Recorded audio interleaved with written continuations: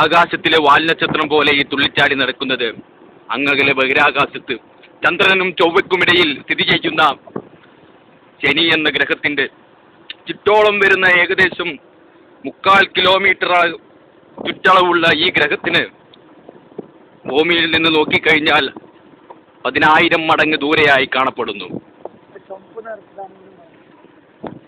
ഇത് ഇടയ്ക്കിടയ്ക്ക് രൂപവ്യത്യാസങ്ങൾ സംഭവിക്കുന്നത് കൊണ്ട് ഇതിനെ ഭൂമിയിലുള്ള ആളുകൾ അഥവാ അമേരിക്കയിലെ നാസ പഠന കേന്ദ്രം ഇതിനെ വിളിക്കുന്നത് ദൂരനോക്കിയന്ത്രി എന്നാണ്. ഇടയ്ക്കിടയ്ക്ക് കൺമുന്നിൽ നിന്നും മാഞ്ഞു പോകുന്ന ഈ പ്രത്യേക ഇനം നക്ഷത്ര കൊള്ളിയെ ഈയിടയ്ക്ക് കേരളത്തിലെ കോഴിക്കോട് വെച്ച് കാണപ്പെടുകയും